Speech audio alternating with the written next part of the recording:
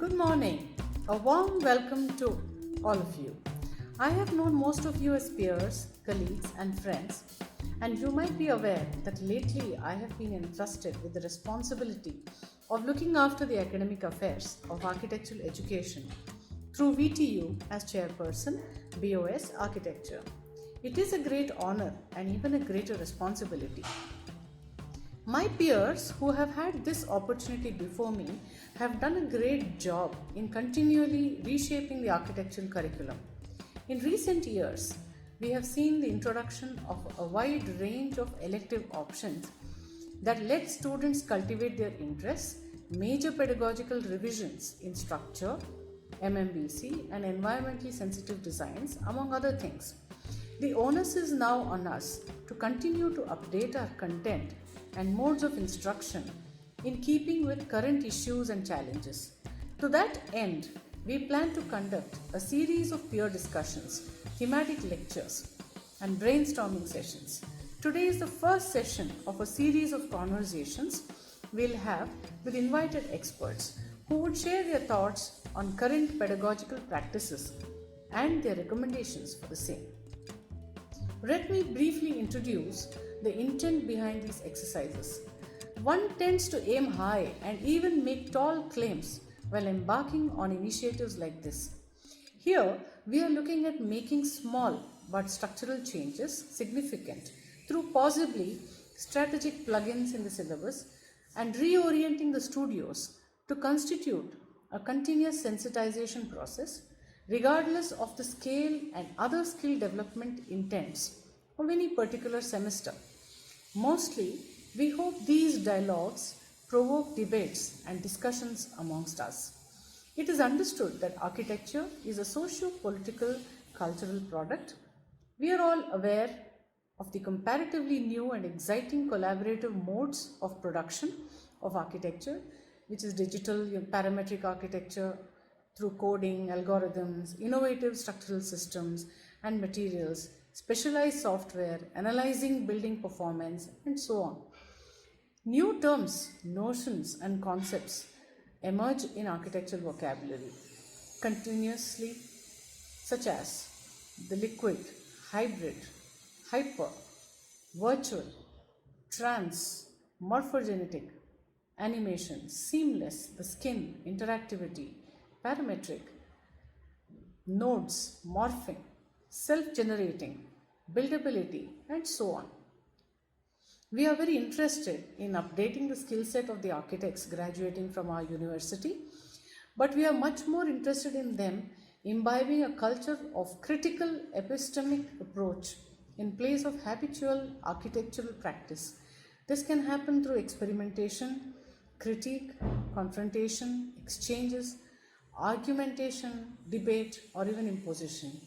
If one is not inherently critical in the contemporary post-truth society of fake news and carefully orchestrated narratives, our profession might not be able to perform its wider social responsibilities.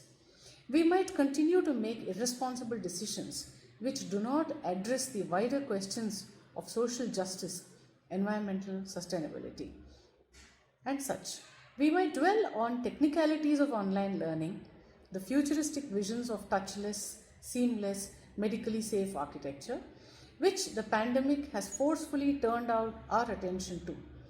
We could debate about how our syllabus could reflect or ignore our national or state agendas, but mostly, let us reimagine architecture as a discipline that engages with humanitarian problems at global, national, or local scales, thus rethink possible paradigm shifts in architectural pedagogy with new values and new priorities. Which could be the new values and new priorities directing architectural teaching? Which are the new tools, methods, processes, and strategies that could be implemented? With this, I welcome you to what promises to be an engaging session. Our anchor today is architect Bijoy Ramchandran. Architect Bijoy, a practitioner, an educationist, and a thinker. He is currently a partner at 100 Hands, Bangalore. He is a member on the Board of Studies, VTU Belgavi, member on the Academic Council, Wadiyar Center for Architecture, Mysore, external moderator for the Design Studio, University of Morotawa, Sri Lanka, and the Design Chair, BMSCA, Bangalore. Recently, his films and documentaries, Architecture and the City, A Bangalore Perspective, and Doshi have captured our interest. Who would be conversing with Dr. Srivatsan, who is currently Director, Center for Architecture Urbanism, the CEPT University, Ahmedabad. He is an academician, a thinker, and over decades of experience as faculty at Chennai, he has contributed immensely to architecture. Had been a senior journalist with The Hindu and continues to engage us with his prominent writings on education, urbanism, history, and theory. He has co authored Contemporary Hindu Temple Fragments for a History. These are very few of his contributions, much more. You can listen to him. To set the tone, they begin with a critical comparison of UG architecture syllabi by architect Bijoy, which will be followed with Srivatsan's talk. Do contribute your thoughts, comments, and questions during the Q&A so that we can together shape a different mode of architectural education in VTU. I once again welcome you all, assuring you that this is just the beginning of what we hope to unfold, a process which would lead us to understand the real world we live in with its challenges, limitations, opportunities, and they're all socio cultural and political in nature. While we explore by listening, dialoguing, critiquing towards the making of a syllabus for architecture. The process, I hope, would be as enlightening and enjoyable for the creators as intended for the students. Over to Bijoy. Thank you.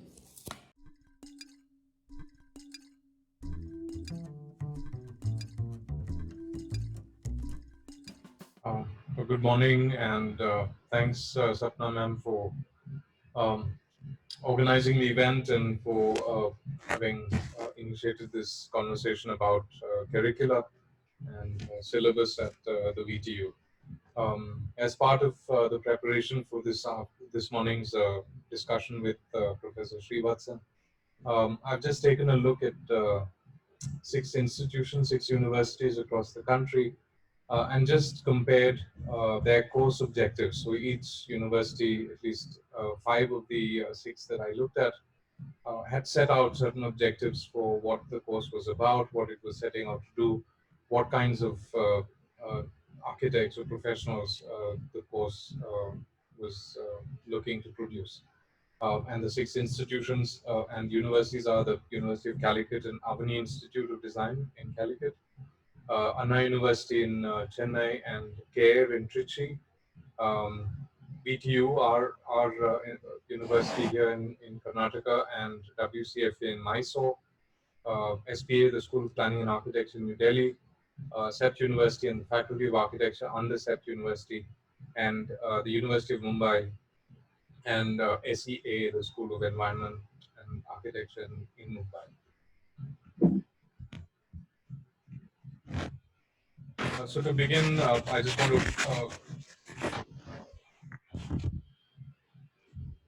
sort of take a look at this quote by Hertzberger. It's from an interview for Architecture and Education.org, a website that focuses on architecture and education.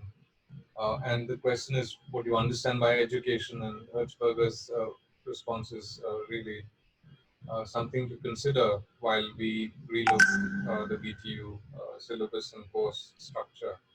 He says, throughout the history of schools, education has always been about how to teach people discipline. But for me, education is a wider thing than what you ought to do and what you're supposed to know, but a whole creative attitude where you go beyond what you ought to do. I have a Montessori background, and the fact is that Montessori is not just about learning to behave. Education is about how to live together, relationships with other people, knowing how to negotiate, how to help people with difficulties, and to have a creative approach to everything. So, all sorts of things are part of education.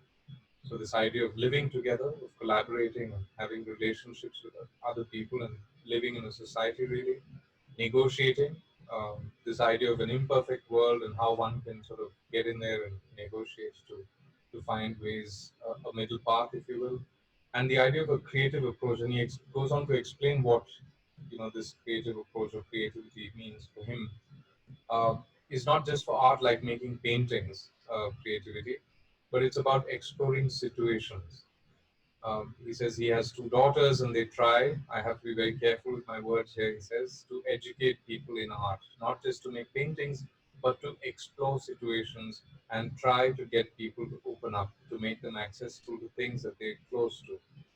So this idea of creativity as an active engagement, exploring situations of negotiating or figuring out, or creating these conversations with people where you're trying to open up your own mind and see the world in ways that you're uncomfortable, with, or not used to looking at. So this idea of creativity really as a way to open up and negotiate. And he says in the Dutch education system, there is no time for that. All the time is taken up by things you ought to know. You're supposed to know the right spelling, the right calculation, only cognitive knowledge. Sitting still and learning things by heart is not wrong, but only part of the story. So, and later on in the course objectives, we see that in some of these course objectives that the university set out, that they're trying to do. Most of the colleges are trying to do two things. They're trying to, on one hand, develop the skills like Hertzberger is talking about, the idea of the right spelling, the right calculation, and this idea of cognitive knowledge on the one hand. But on the other hand, they're also trying to produce thinking, sensitive, responsible professionals, who are bringing to bear ideas, abstract ideas, ideas of that are about community, about the larger sort of atmosphere or environment in which they're operating. So Hertzberger brings to bear these two conditions.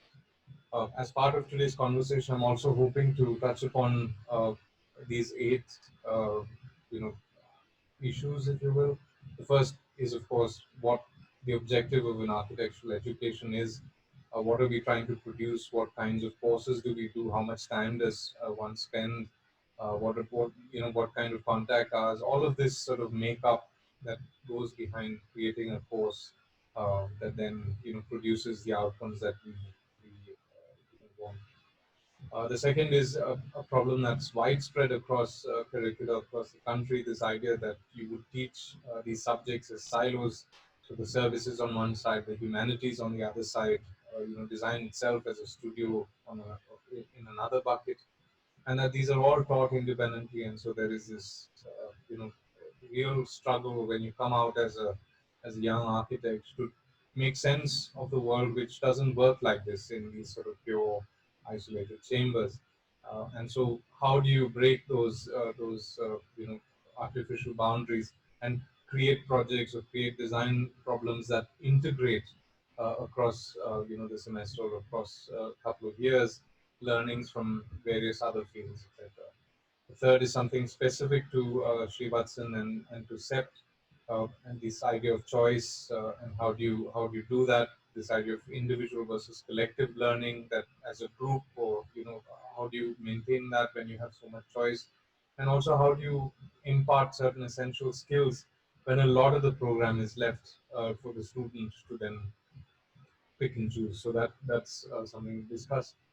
Also, forever our architectural education has put so much emphasis on the idea of the solo sort of creator. Our studios are mostly structured like that, where the individual is called upon to bring to bear the great, brilliant idea and create projects of sublime quality. When in the real life, we all know as practicing architects that things of sublime beauty actually created as groups, as collectives, lots of people coming together through conversations, creating something meaningful. And so, how do you bring to bear in an architectural education syllabus this notion of collaborative learning and learning as a community?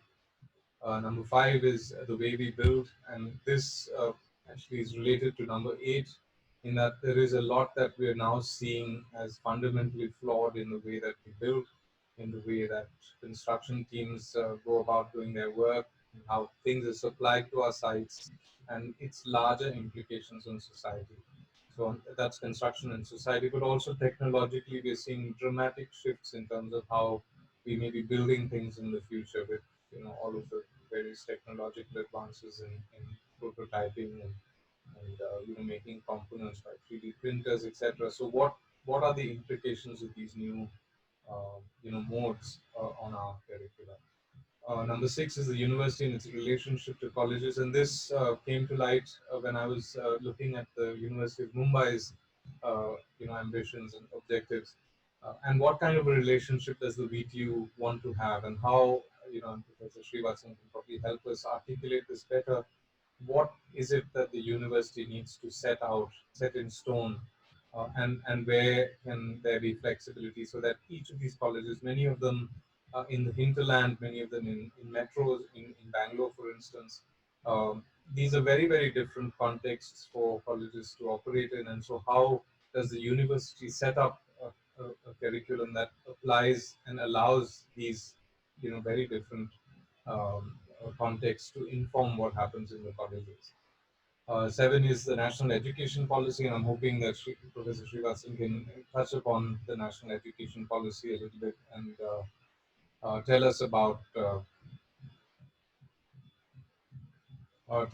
its implications on the university system, granting of degrees, and also the council and its relationship to the architectural education itself. And number eight, which I'm hoping also Professor Srivatsan probably is thinking about this, what are the lessons of the pandemic? I mean, this incredible situation that we're all in. First, of course, touching upon the idea of construction and society. What, I mean, is there a new awareness of our own role in this large sort of system, which is highly inequitable? People are sort of completely, marginalized. They're left to their devices. They have nowhere to go really, and so we're all part of that sort of system, but we play a very, very sort of marginal role in how any of this sort of is safeguarded, and certain basic minimums are kept so that we have equitable and social uh, conditions on our building site. So, what are our responsibilities as practicing individuals, and so where in the education system do we see this coming into play? The second one is about online education, and we've seen now a lot of the colleges are running their courses online. Is there a long-term implication of this? I mean, are we going to see more and more classes being conducted online, and what are the implications of that on education itself? This idea of a community of learners, the idea of shared, trajectory that we share with our compatriots in college. What happens to all of that when we are mostly online? Also about you know physical observation at site, getting to know the context, etc. All of that sort of starts becoming quite difficult to imagine. And is this a long-term implication? And the last is design implications. And Samir Parora, the architect from Mumbai, was talking about this on one of the webinars recently. Are there long-term design implications? And these kinds of pandemics in the past have had fairly dramatic implications on planning standards, on the standards in architecture as well. Do you see design implications spatially in terms of architecture and space making that come from our situation right now?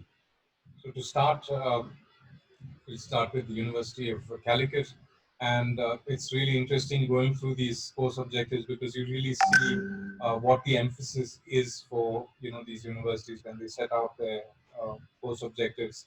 Like, what are they trying to do? And the University of Calicut doesn't make any sort of it makes it very clear that the emphasis of this program is really to develop the candidate's skills.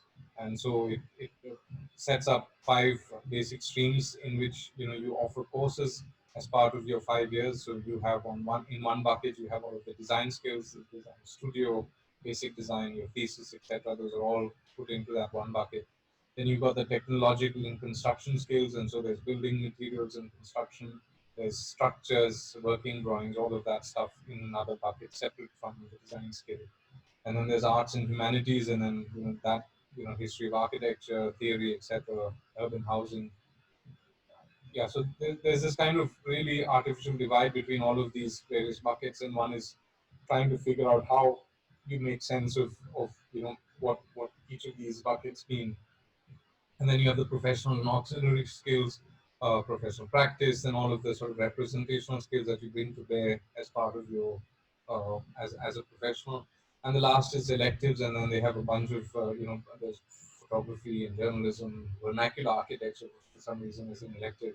So there's this kind of really not very defined outcome. It's really just focused on what you're going to teach, not really why or what the basis of these decisions are and how you're going to mix these to come to some outcome in terms of the product. Avani, which is under the Calicut University, does a better job of interpreting what the syllabus is setting out in terms of and melds it into this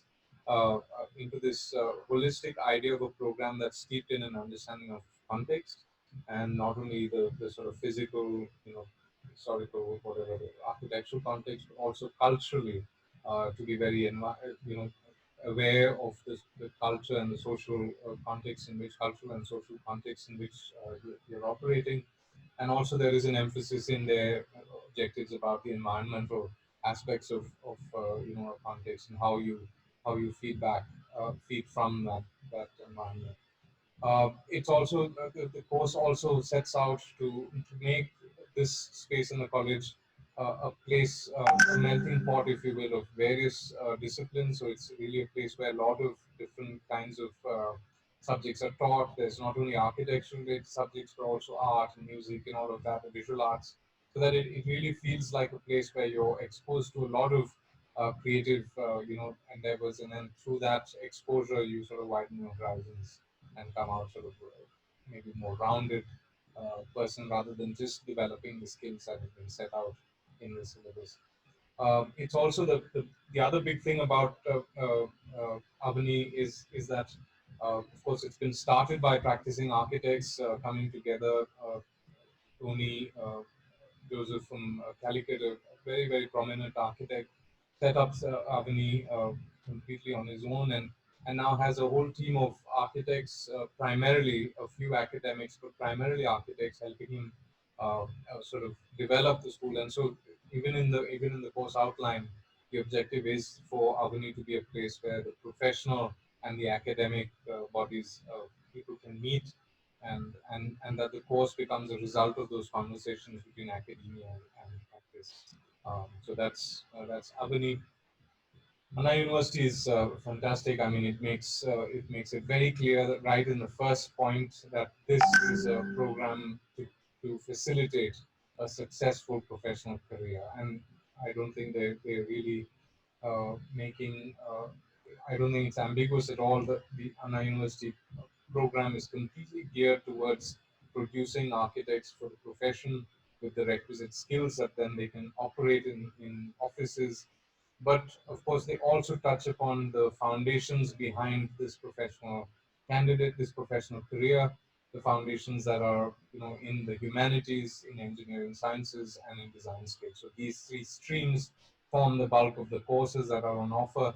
So under humanities and sciences, you have very similar to Avani in that sense, that there are these sort of different streams, and then under that you then take courses, and that serves as the foundation for your professional development. They also call upon this idea of a lifelong student, a lifelong learning ambition. That and this comes up later in SPA's course objectives as well.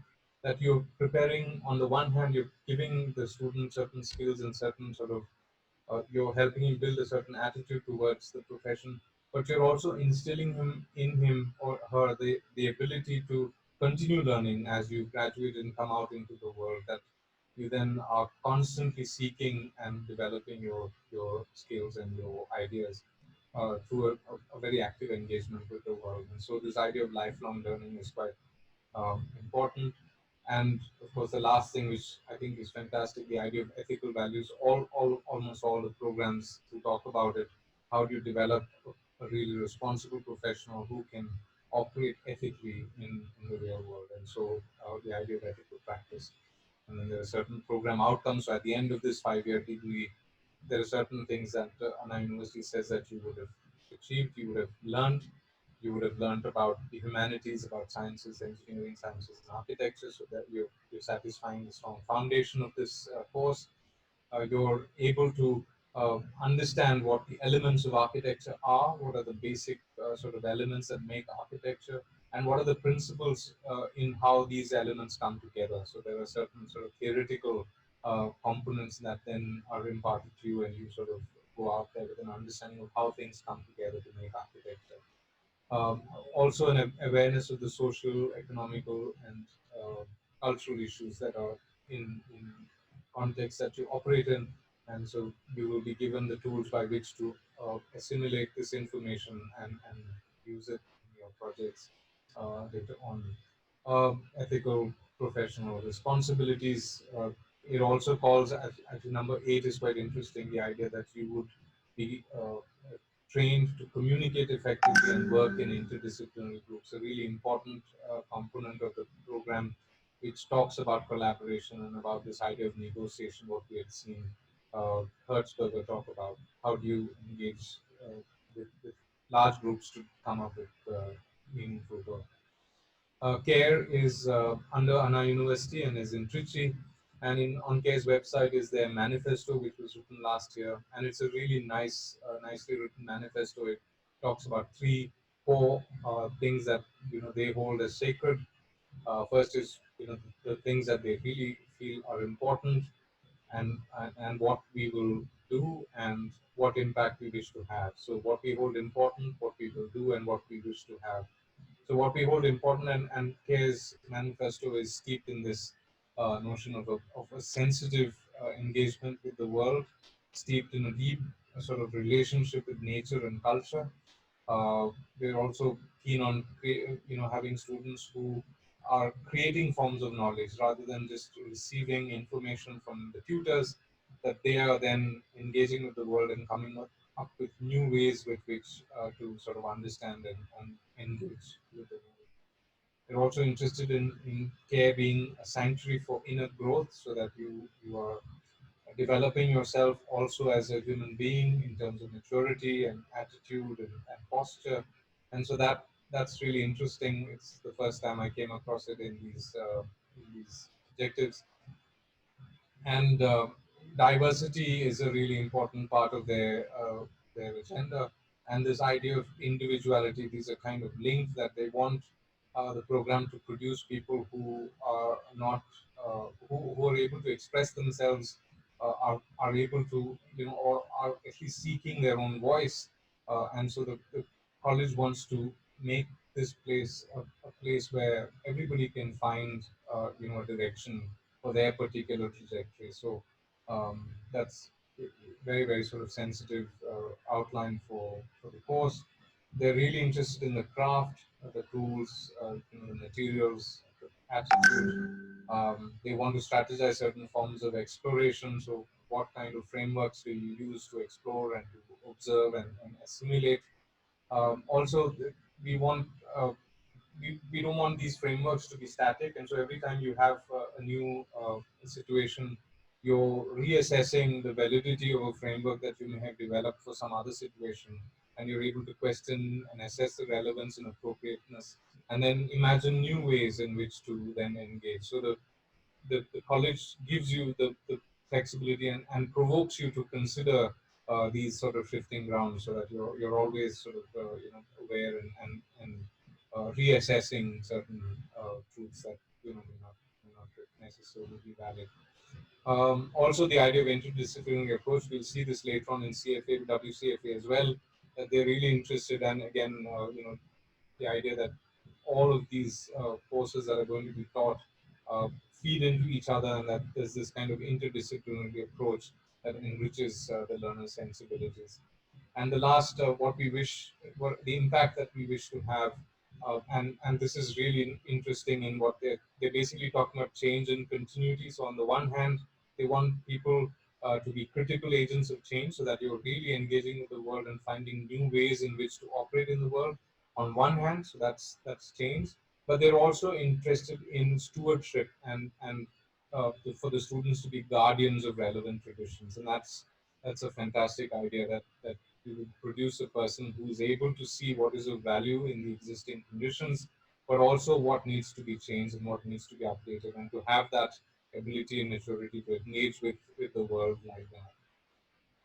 WCFA, which is part of the Vishveshwaraya Technical University, which is, we're the BOS that's invited. Professor Srivatsan is part of the VTU BOS, and WCFA is one of the 36 colleges under the VTU.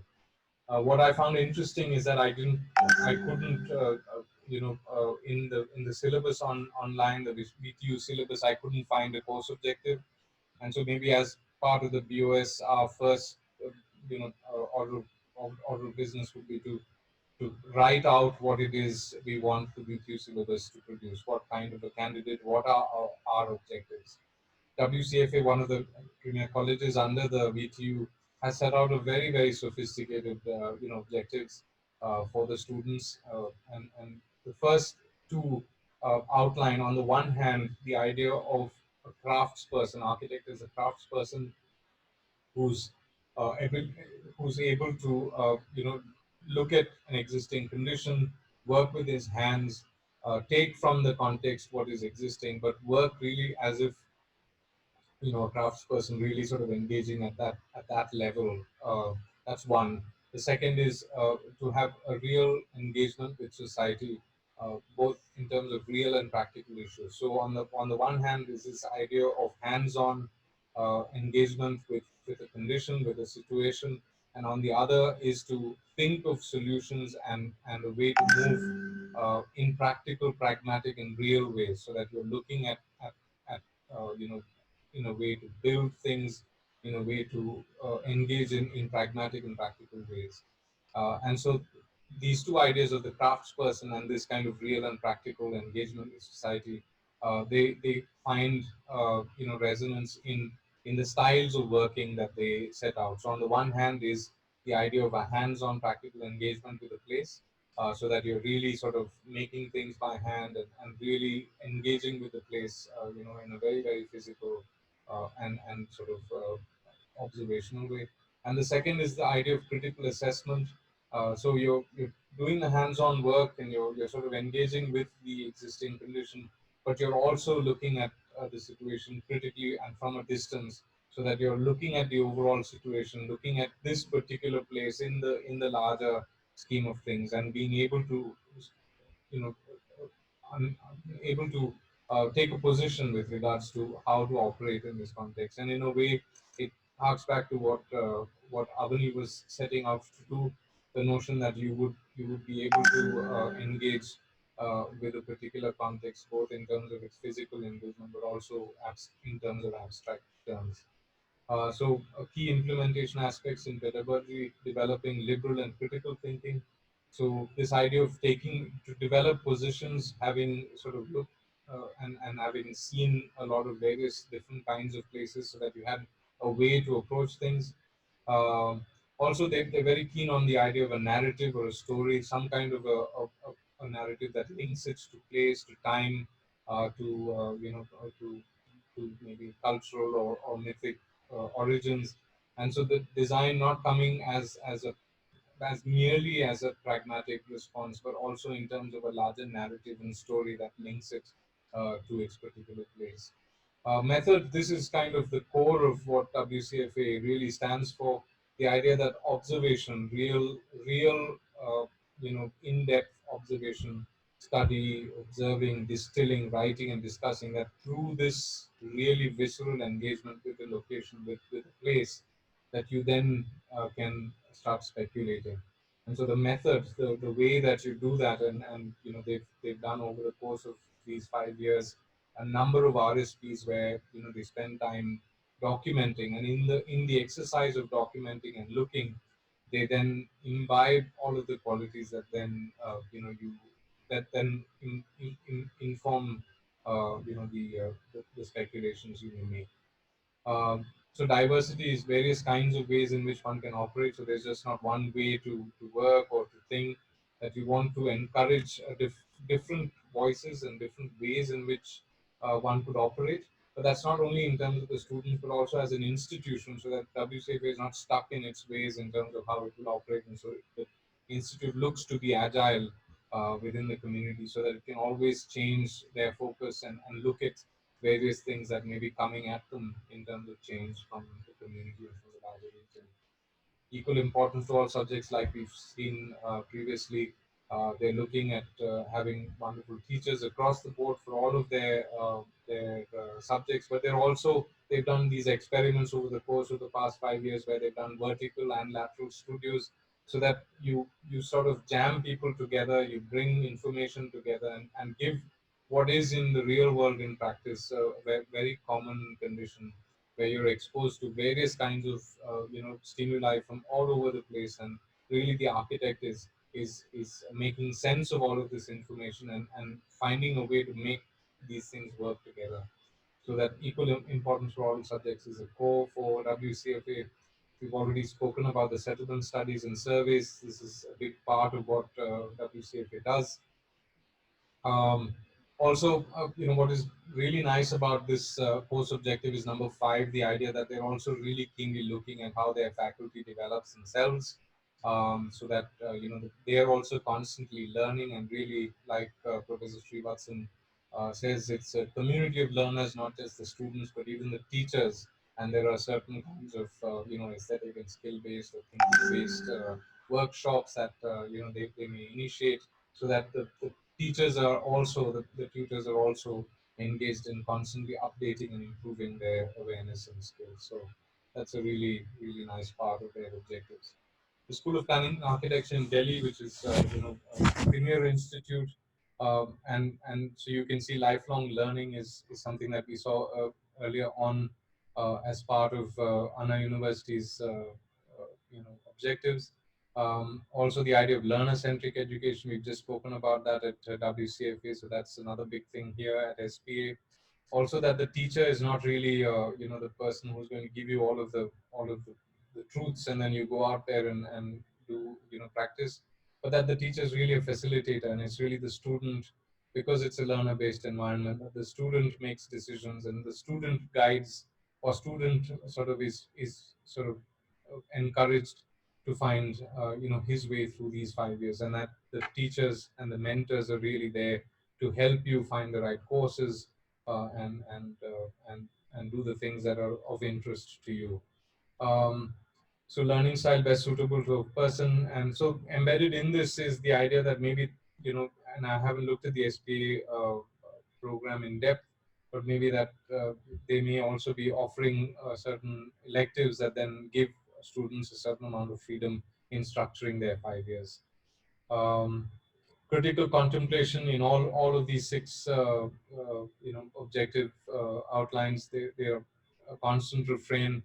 How do you reflect on situations? How do you evaluate? How you reiterate? What kind of research, etc. And also learning by doing. At the center of the SPA program is the design studio, and so everything that they're doing is feeding back into the design studio, and it is the heart of the program. Also, SPA is setting out as an objective to produce the future leaders in the field, and of course, they've had great success at that. A lot of great architects coming out of this institution, and so an objective that sets out to make people who can operate in the world, who are aware of all of the things that it takes to practice, and then are leading the profession. CEPT University, there are 2 components to this part of the presentation. So there's the CEPT University pedagogy itself, and then there's the Faculty of Architecture under the CEPT University, which has its own sort of objectives. And in the CEPT University pedagogy, the first, of course, is again, like Anna University, it sets out very clearly right at the beginning that we're interested in, the university is focused on building professional capacities. And so really the candidates who come out of the institute are seen to be able to operate in a professional capacity right when they graduate. So what kind of skills, abilities, awareness are you imparting so that they have the requisite background to operate in a professional environment. And so keeping that in mind, CEPT is also saying that we will have well-designed life-like problems, and so you're dealing with certain situations that you may deal with in the real world. And so using those as the basis, how do you develop your conceptual and analytical abilities as students, so that you're really engaging like you would in the real world. And so that's a big part of it. Also, they have like WCFA. CEPT, of course, has had a long tradition of documentation and travel and exposure of that sort, and so that continues to be a big part of the CEPT pedagogy. CEPT University cherishes individual interests and abilities, and this is a big part of the shift at CEPT in the past 5.5, 6 years. That it's really focused now on the individual, on the students themselves, who the CEPT currently offers around three-fourths of its coursework as mandatory courses, and 25%, one-fourth of the course is completely open electives. But even in the three-fourth portion, the design studios are actually also something that the students select from a bouquet that is offered at the beginning of the semester. And there are three, Professor Srivatsan will describe this later on, but there are three general directions in which they want to offer these. So the studios are offered under certain directions, and the students then pick, the direction they want to pursue for the semester.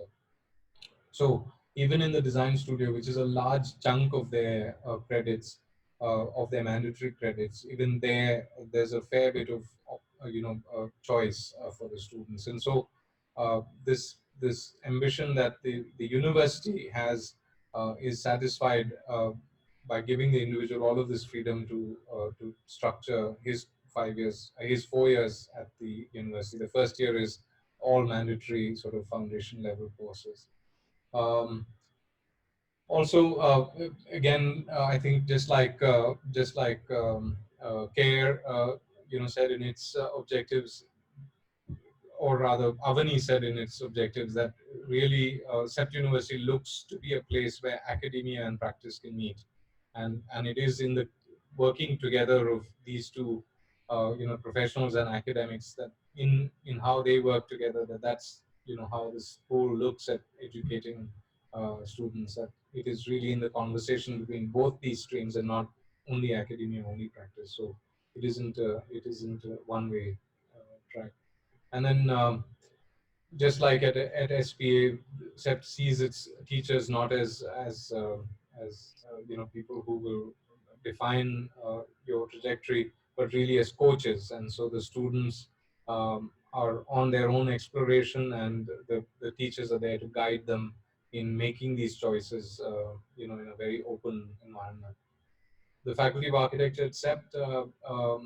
So architecture, according to the Faculty of Architecture objectives, is situated in a physical context, but it is also located in a cultural context. And so both the natural, the man-made, the geographical, and this idea of history and ideological significance, all of this coming together, so that really, like Avni, you're rooted in a context to operate, and you're understanding the context. And again, like Avni, the idea of resources and energy becoming a core in how you operate, how you find a way to be a responsible agent of social change, so that you're really looking at the context in very careful terms to define the way that you will move forward.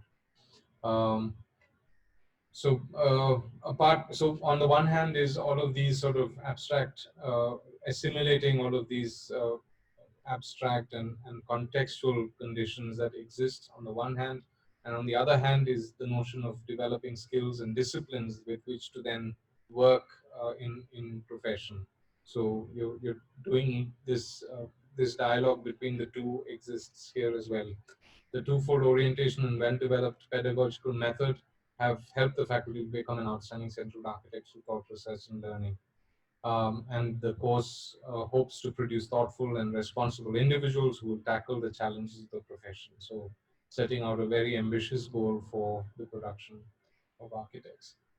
I'll end with the University of Mumbai, and this is just a fantastic document. It was recently updated, and the University of Mumbai has some incredible schools under it. Kamla Raheja in Bombay, SEA, which I will show you in a minute, also in Bombay. There are a bunch of very, very good schools in Pune, Nashik. So uh, the, the the university curriculum, and this is a really good pointer for us at the VTU. How do you make a university curriculum that is prescriptive to some extent, sets out the ambitions very clearly, but then also gives the schools enough room to maneuver and articulate their own direction. So they start with this quote from Libeskind, and it says, "It is time that we remember that schools were set up to challenge the wisdom of the world and its corruption, rather than to reinforce it." So it's a very, very provocative statement by Libeskind that really the University of Mumbai isn't setting out to produce, CAD monkeys for offices, but they're trying to produce critical professionals who will come out and challenge the wisdom of the world and its corruption. And so to look at the world and to engage with it as viscerally as possible. And there are these wonderful two aspects of the course that it sets out, and it says um, defining the architecture as a student. So the first page is basically just telling us about what the student of architecture is, what kind of skills do they have to possess. They should be a producer of knowledge. They should have a critical and evaluative and conceptual mind. They should be able to interconnect certain facts, make lateral leaps, so that you can make decisions, and also to understand that history and the way things happen historically are not just cause and effect, but that there's a higher level of explanation, and that by understanding the gamut of things that come into play, that you then operate with that awareness. Um, but what's really interesting is the first 2 points of this objective. So the first one is the new syllabus should prepare a student to understand and locate himself or herself in the real world, so someone who's engaging with the world actively. And the second is to appreciate and reconcile itself to the imperfect times that we live in. So also the understanding that there is no ideal, and that we are constantly negotiating and compromising and finding ways to get to that middle path between the idealized condition and what exists in front of us. And so that's a really wonderful way in which to articulate the kind of professional that they seek to produce, someone who can actively engage with the world, and engage with it with the complete understanding that uh, you know these are imperfect times, and so let's make sure that we're cognizant of that. The third thing is about technological state of the art of the world, and so we are in a technological time. A lot of changes are being wrought because of the way technology is moving forward. So how does a student looking back at this technology both use it, apply it, deploy it, whatever, but also critically evaluate it and think of its relevance, and where do I? So the question of how do I use all of this technology, but also why and where I use it. So that's fantastic. And the last one is about direction or the hope for the future. So uh, the syllabus sets out to answer two questions. One is, what is the work of architecture? So how do you define it? And Prem Chandavakar has this wonderful essay where he talks about the aura of architecture and how do you define that? What is the difference between building and architecture? And the second is, architecture different from nature? How is it different from nature? And so the syllabus is setting out to give you courses, or set out certain courses that help you evaluate these two questions. What is architecture? What is the work of architecture? And how is architecture different from nature? So what are the systems by which architecture operate, which are different and distinct from nature? So this is a fantastic document, and then of course it sets out also other ambitions in the syllabus. But one that really caught my eye was the idea that individual colleges should be given the means to interpret and expand on the syllabus in their own way. And so, how do we as the VTU find a way to have, like I said earlier, have some control, but also to give each college the ability to articulate the direction that it wants to seek, given its particular predilections. So, and this is the final table. This is SEA, school in Mumbai. It's a new school that Ravi Punde and a group of architects and academics came together to set up in Bombay. and SEA stands for School of Environment and Architecture. And really, the focus of the school is the idea of environment and the idea of architecture. Environment as the larger physical and social condition within which human life takes place, and architecture, which refers to the configuration of physical space through form. And so it's also interesting that they state that this environment and architecture, environment affects architecture, but architecture also affects environment. And so, how do we see this conversation between these two, these two words, these two conditions? The practice of architecture is crafting space through form and hence life, while larger environments set up the imperative of architecture. Architecture is also constantly shaping the environment. So the objectives of the BR program are, one is, to help build the capacity of students, and there are six or seven conditions that they set out as the capacity of the student. So they're critical, they're looking at things critically, they're sensitive to physical, socioeconomic, and technological context, they're imaginative, they try to be relevant so that the technology that they use and the way that they engage are relevant to the context in which they're operating. Fostered through self-led research, so a lot of encouragement for the student to be the producer of knowledge, implementable in terms of realization and buildability, something that we saw at WCFA. So how are the ideas that the student comes up with pragmatic and buildable? To develop and impart relevant courses, respond to emerging geographic, socio-economic, cultural, political, and technological context. So also the idea that it is constantly agile as a program, and to develop new knowledge through fostering as well as undertaking and supporting research activities in architecture. So new knowledge, the student as a producer of new knowledge, and to be a catalyst in societal processes. So this, I hope that gives you a fairly wide net, to sort of see these colleges in context with each other. There are lots of similarities in many of their ambitions, but there are also very specific things that each of these colleges are trying to do within the confines of their university programs. And so I'm hoping that the VTU, and as part of the BOS, the VTU can look at the syllabus again, to find a way to articulate very clearly what the syllabus is aiming to produce in terms of professionals. So thank you.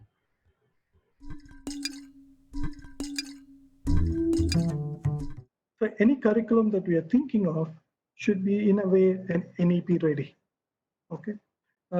Which is also good because now by complying to some kind of a sort of a standard syllabus gives a false sense of quality. Okay? So if you follow council norms, we tell everyone that we're giving great quality education. It's not necessarily what's happening. So the NEP is also recommended to come an accreditation board, an accreditation mode. That's a separate conversation, but flagging the point, reconceptualizing curriculum also have to take into fact that each institute will have space to set its own. Anyway, let me come back to this. Your first thing that CEPT has done is actually divided the whole 5-year program into 3 levels. Year 1 is the foundation program. Year 2,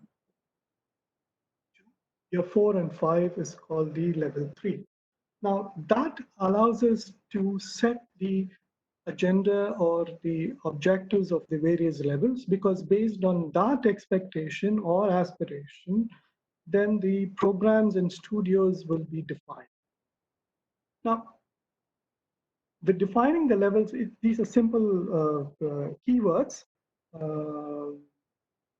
to communicate quickly. So the first year is about building foundational design abilities.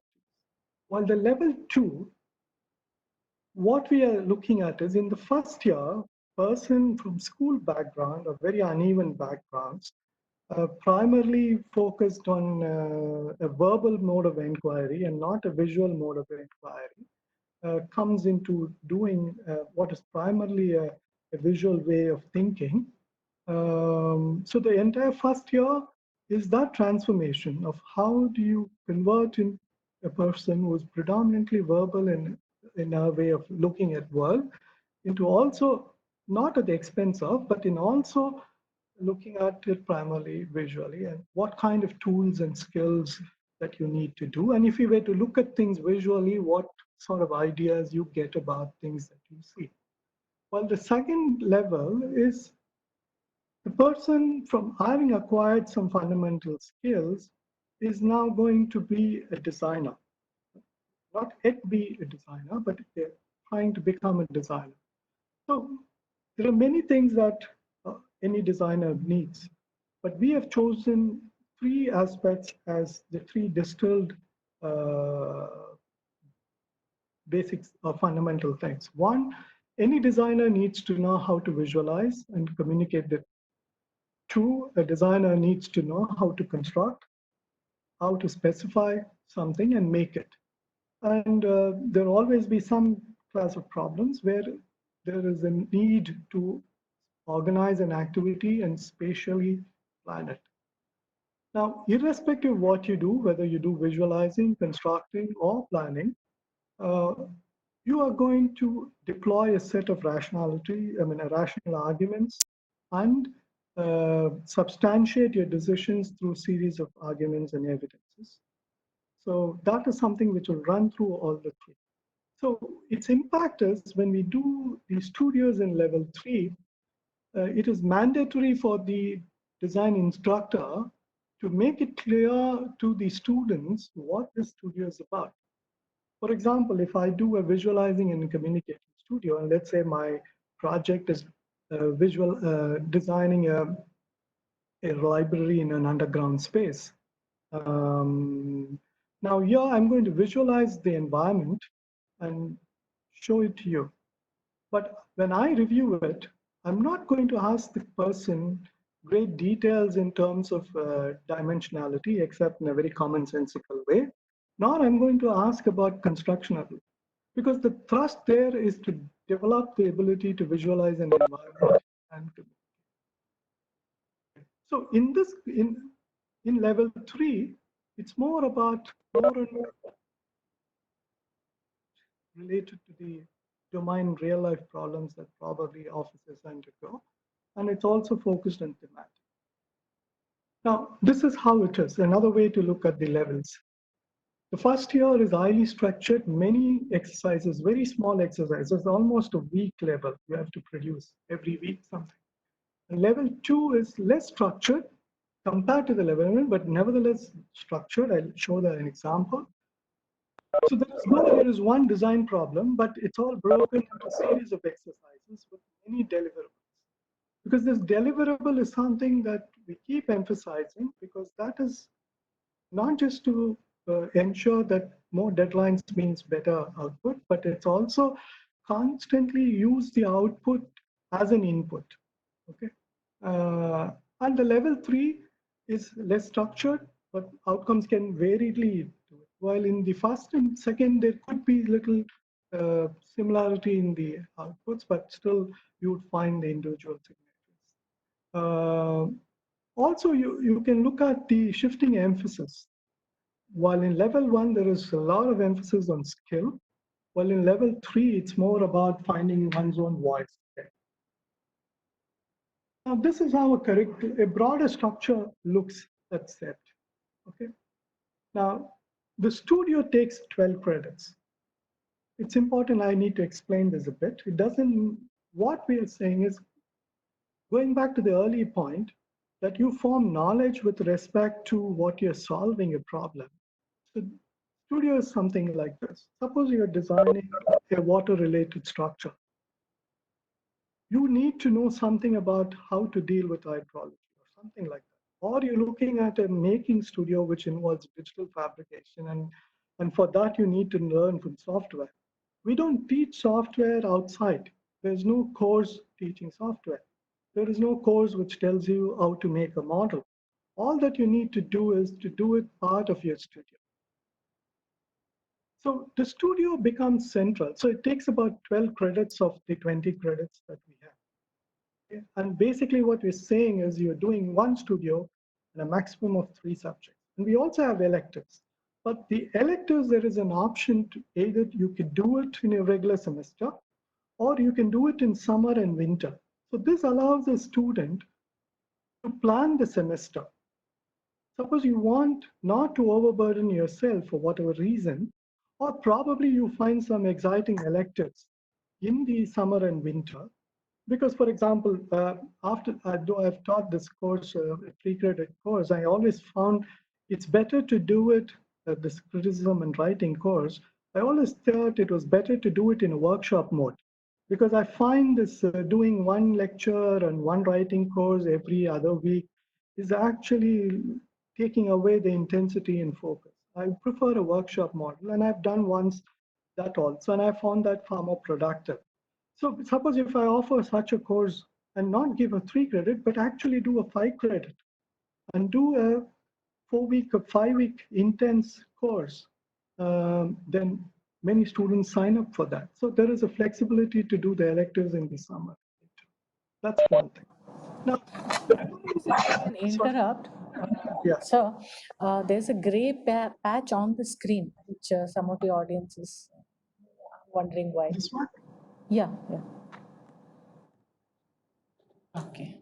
No, it's become. I don't know, am I, is it going on? Yeah, this is better. This is better. It's reduced. No, Sorry. Okay. thank you. So point is that's the studio becomes central. There is space there. I'll come to the details of the studio in a minute, because having created 12 credits, how do you use it? How do you engage it? How do you operationalize it? That's a question. I'll come to that shortly by showing an example of the studio, how it's done.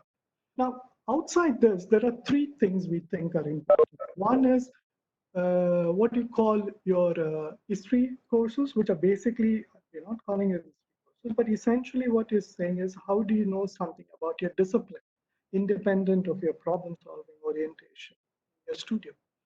What is the arts architecture? What are the different views about it? What happened in different periods of time? What is the relationship between? These are very large discipline questions. So that has to be dealt independent of the studio, but also informs your studio. Similarly, technology stream. So basically, we have three streams: the technology stream and history stream, and an environment stream. But this environment thing is still sort of going back and forth, because now architecture is also evaluated based on performative quality in terms of energy, etc. So there is a very specific emphasis on that. So there's also a conversation still going on of how part of the technology it could be. And depending on what decision is taken, the number of electives will also change. Okay. Now here, I want you to just look at the red, which is 3 plus 2 plus 2. The SEPT is not the first college, but the second college to introduce what is called an exit policy.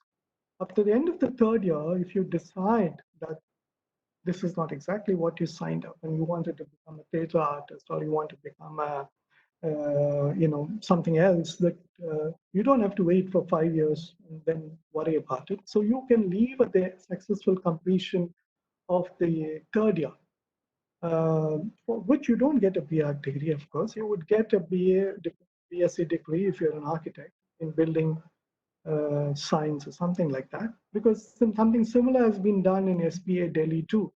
Okay, now that's one way to look at it. Second, what we are seeing, and also please remember, it's a very clear threshold, because if you go to my early slides and defining the level 2, you're predominantly well skilled. You have a fair sense of your discipline. You have acquired a certain problem solving abilities, but you're not entirely exposed to domain related real world problems. So, but it's a clear threshold and a milestone. So we are also trying to become future ready, because I'm one of the strong advocates of a 3 plus 2 plus 2 model. Let me just take a minute to explain, which is something you find it in UK and other places. So you have a basic degree in design, which includes architecture, and then you work outside for a year or two, whatever. You come back and do something that you're very sure of that you want to do. You want to become an urban designer, you want to become an interior designer, whatever you choose to. So what happens is at the end of the 3 plus 2 plus 2, you get your first professional degree, which is usually a master's degree. Right? So that's probably something where we must head on. It's also because there is another long-standing pressure which we somehow avoided without providing an alternative, is why should architecture still be 5 years? If you're introducing 6 months of practical training or 1 year in certain things, okay?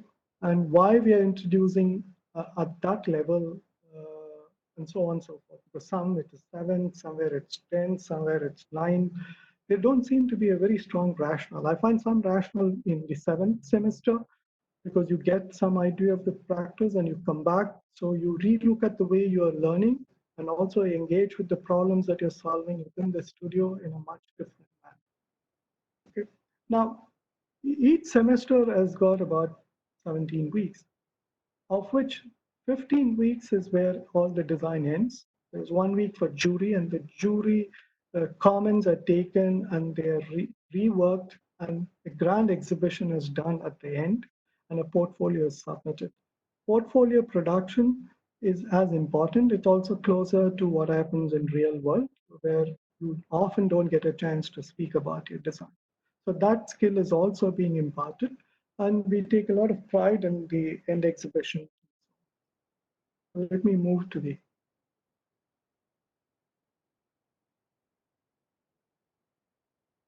This is just, I'll take you through some examples quickly. I don't want to spend more time. This is broadly the structure of the first year program, both the semesters. But I want to pay attention to the last end, which is ROW, because every week students are trained for about 2 hours to 3 hours writing. So there is a whole battery of about 25 teachers who are basically from English literature and those who are good in writing, who train all the 220 students admitted into various, about 5 undergraduate programs, focusing only on writing, and they produce some fantastic sort of booklets at the end of it.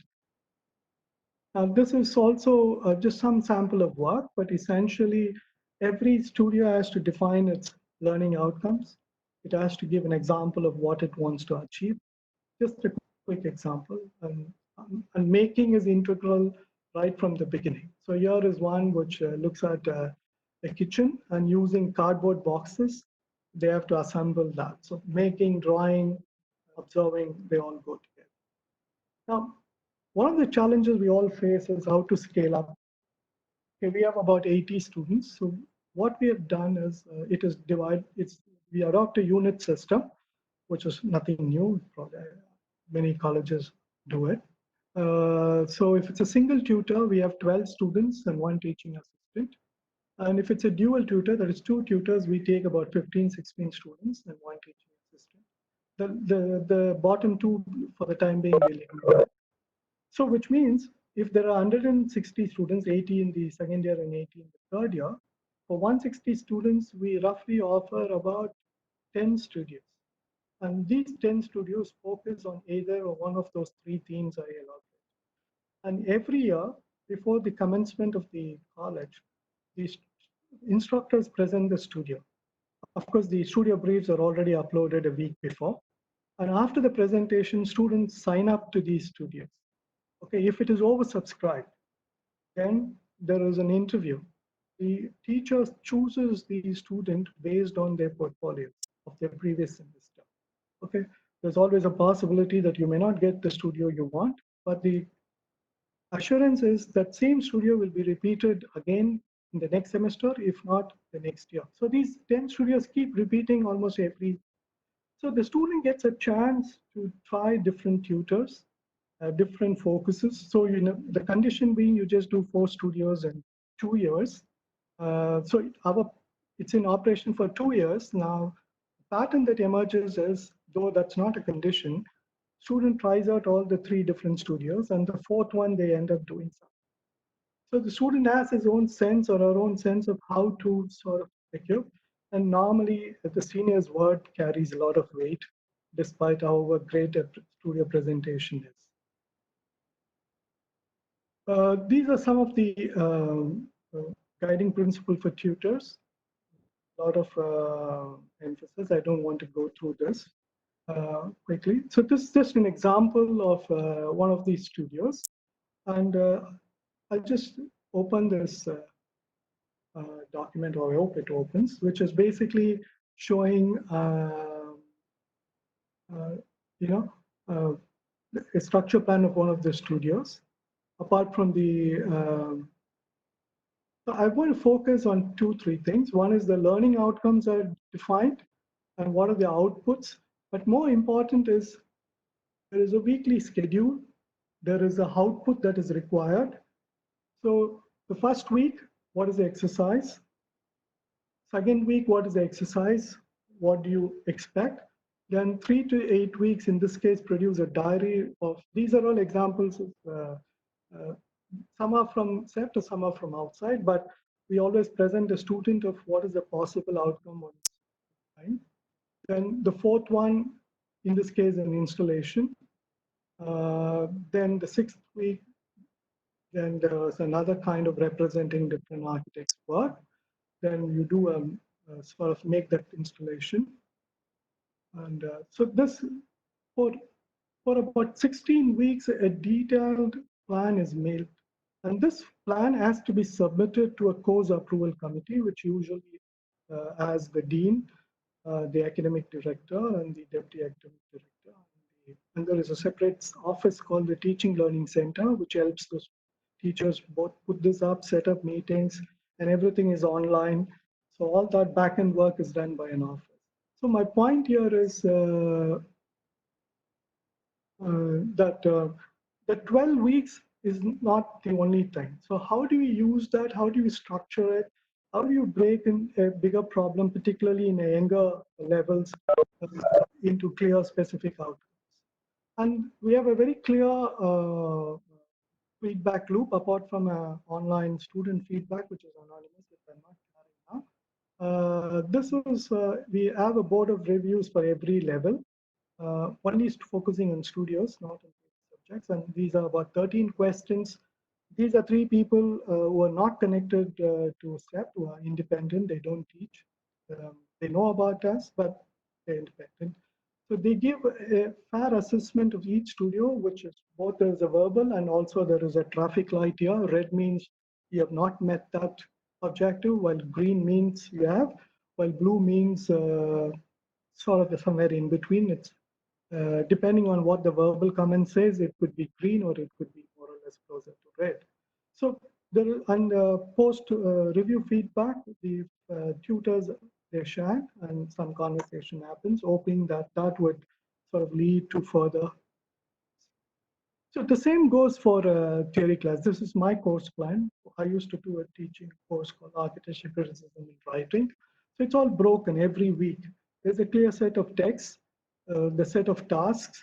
And so what happens is this, even in a post, sort of online learning system, the classroom space becomes a place of conversation. The student is expected to read these 3 texts or 1 text, depending on what it is. I'm just quickly showing some examples here. And there's also a set of this. These are all uploaded early. So anyone who signs up knows really well what they are signing up for and what is expected of them. So a choice can only be made meaningfully if there is an adequate, or if there are adequate information. Because you can't exercise a choice if you really don't know what you're signing up for. Correct? So while we are emphasizing at one level that we have to move towards choice-based curriculum, we also institutionally and as a tutor sort of facilitate that so that it becomes meaningful and productive. So more or less coming to the end. So as Whitehead says, can ensure certain formal requirements that lectures are given. But at the heart of the matter, all of them uh, lies on what or how you internalize it.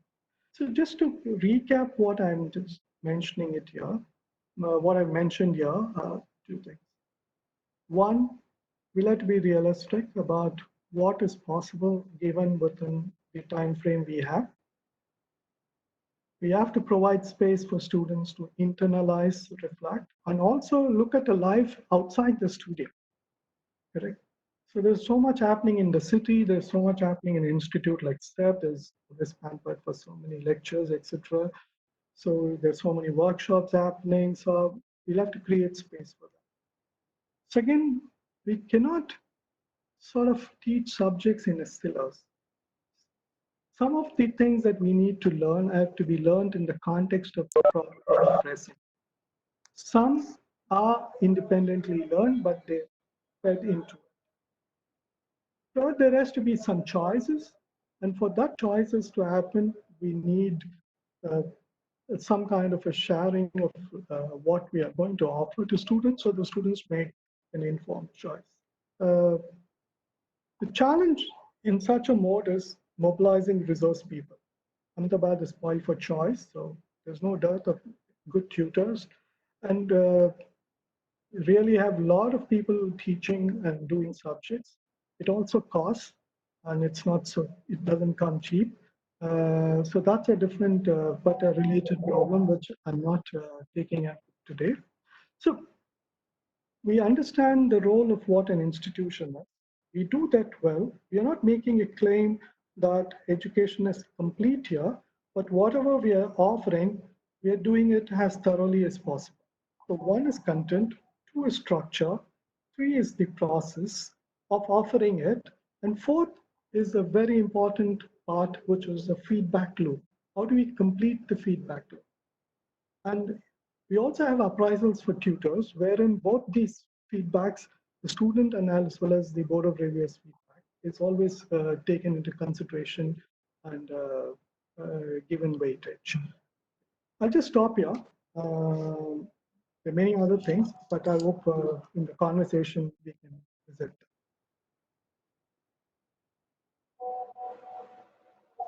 Thanks so much, Srivastava. It was quite something. Um, I had a couple of questions. Maybe I can start off, and I've requested for those of you who have questions to just either alert me on the chat box, or let me know, and and you guys can then turn on your cameras and ask questions directly to Professor.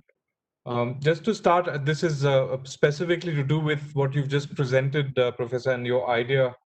I really found this one a sentence quite something, saying develop a sense of the discipline. Somewhere in your presentation, you said that, and through the course of the way that you're structuring it, specifically to do with the design studio, that somewhere in how the design studio is structured and the weightage that you've given to the studio, that you're trying to make some sort of a simulacrum, a sort of sample of what it is to practice, which is to engage with various disciplines, bring it all to bear in this one environment. So the question I had was how the one studio that you showed, of course, looked like it was an early studio. It was one of the communication or representation studio that your faculty was proposing. But in terms of bringing together various disciplines into the studio environment, like you had suggested, that water-based project or something. I mean, if you can talk a little bit about that, and B, how do you get a sense of a collaborative way of making, so that it is that the studio is not an environment where the individual is somehow has the burden of being the genius and creating the masterwork. That how do you inculcate a sense of working together to produce things in the studio environment? There are a couple of studios where that is the key objective, which is not a senior level studio, but a junior level studio. One is called a collaborative studio, which is a very interesting format. What they do is the first 4 weeks, they design something in a hole in the old city in Ahmedabad. Hmm. It's completed after 4 weeks. Then they keep the drawings aside. Then the entire class goes to that pole where the site is located. The next 4 weeks, they keep conversing with the people in the pole, and they evolve a design which comes out of this conversation with the community. We lost you for a bit, Srivatsan.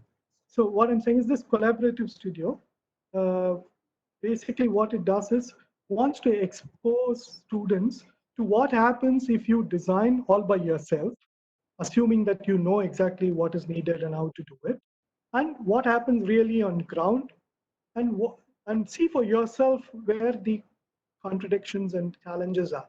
So as a method, what they do is first 4 weeks they think through the problem, come up with their program, do the design, etc.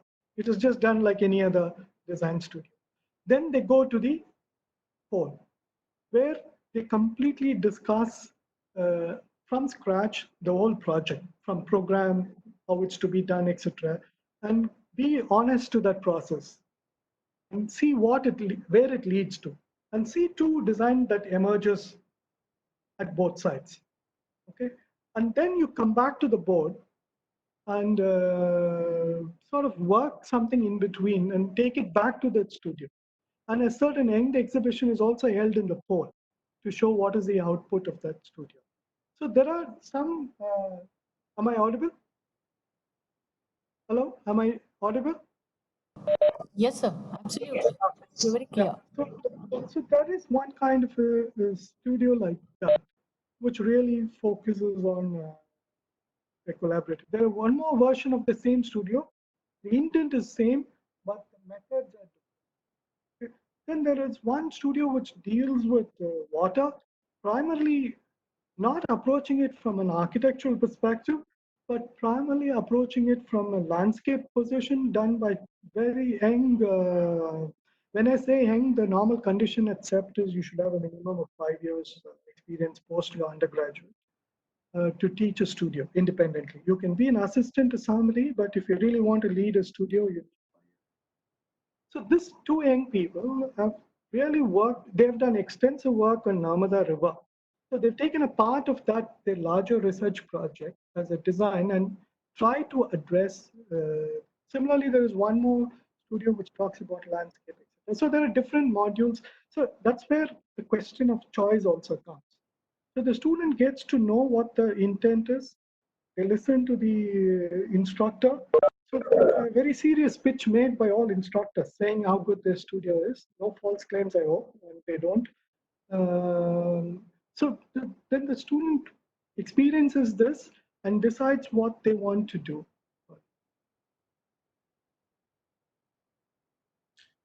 Thanks, Srivastav. There's a question from Kiran. Kiran, do you want to just ask your question directly to Professor? Hi, sir. This is Kiran from Mysore. Hi, Kiran. Hi, sir. Sir, you mentioned about this sort of the strategic or the invented dichotomy between academy and practice. Can you just elaborate a bit, because that's a recurring question at Sure. institution levels? Sure. See, first thing is how to teach design. Okay. Now, there are some who haven't designed anything at all. They're academics. They spent all their life thinking about discipline and talking about questions. So there are certain views about it, which are absolutely important, because even sometimes that not being in practice allows them that both the privilege and space to question it. There are some who are immersed in practice, who knows that some of the questions cannot be theoretically resolved, but can be only settled in practice. Okay, what is possible, what is appropriate, what is good. So you need two minds to take through the project. Okay, and also depends on what the intent of that studio is. So we need practitioners, we need academics. Okay, who can come together, for what purpose they come together will depend on the college's broader goal and as well as specific goals of each student. One. Two, institutionally, we must embrace both. Professionals, I know of colleges where they really don't think professionals have a role to play. I don't think that's a suicidal thing to do. But most of them have, sometimes it's because of the resources. Third point is, see, the practice is a fast learning mode. Okay, a client comes, gives you a problem to design, and you just have 3 weeks to deliver, correct? So there is only that much of iteration that you could possibly do. You trade along. Of course, it's done by an expert, not a novice as in college. But in a college, it's a bit of slow learning. We mimic the practices thing because we have very clear stages. You're saying first 4 weeks are design moves, then it's design development, then you do production. That's how you do. Only thing is it's a bit compressed in a practice, and that even despite the compression, they're able to deliver because they're already experts. But here you're training. So while we have to mimic a certain practice method, but we'll have to be conscious of the matter that we are training young designers over a period of time. And there are some empirical design studies already done, comparing what happens when a young designer designs and an expert. So I remember reading one such paper where they say one of the key differences when an young designer does, she produces a design solution and then goes vertically, evaluates, looks at all the things, and finally rejects it. Then does the next alternative or something like that. Well, an expert actually designs first horizontally, can populate his table or her table with many solutions, and then will be able to quickly figure out which one would work better and then dig deeper. Okay. Now, we know that there is a difference between how to teach in academic and practice. They are both talking on the same thing, okay, which is the discipline, and which includes both knowledge and practice. Okay. Now, the question problem, one of the biggest impediment in integrating this, because council, for instance, in the faculty norms, does not recognize people who just come to teach studio, because no professional will be able to give up their practice and teach. One. Two, they're also making a lot of contribution by taking a fee that's far less their professional fee, because an academic institution can't meet. If you really want a top line professional to come to your colleges, our per hour cost will be about nothing less than 15,000 rupees or 10,000 rupees. So we will not be able to afford that kind of cost. So, but the institutions are burdened because the council does not recognize the contribution because they are not included in the faculty requirements. So what happens in an 80 student college?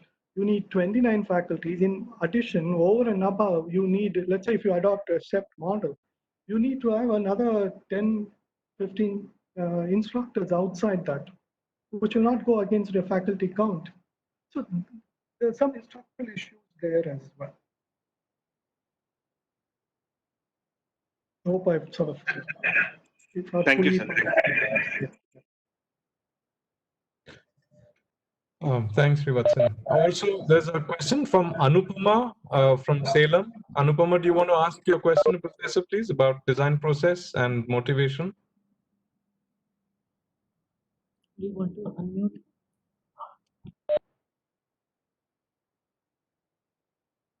Hello? Anupama, are you there? Yes, sir. Hello. Hi. Can you hear me? Yeah, of course. Srivat, sir, very good morning, sir. I'm architect Komal from Salem, Tamil Nadu. Actually, I'm a professor in a college. How to sustain motivation from the end, first and the end of the design process, sir? Actually, I don't know how to motivate them, how to sustain them from first to till the end of the process, sir. But this is the challenge everyone faces. I don't think you are alone in this. What we can do, because there's always something which something is demanded of the student. That student has to measure up to them. If you leave that aside for the time being, if you look at what we can do, one of the simple tricks or methods is break the big problem into smaller tasks or problems and have clear endpoints in terms of specific deliverables. So some of the problems that we often face is that you have a problem which runs for 16 weeks. And the first 4 weeks, there is no deliverable. It's simply go to the site, make a study, blah, blah, come and do. And eventually you see some random numbers and etc. Now the question is, how do we, that is not going to work. And particularly in a younger level, that's not at all going to work. So the key in teaching level 2 is how do you break the problem into smaller tasks? So there is always something that is at the end. You need to solve that one. Two, the problems, the studio brief has to be really sort of challenging and engaging. There must be something really fascinating about it, some curiosity, sort of a sense of something that we're going to learn. So the way the language, the way we present it also. Third, I found, if you see, some of the oversubscribed studios are studios of making. Oh, unbelievable. It's always 3 times, 5 times sometimes.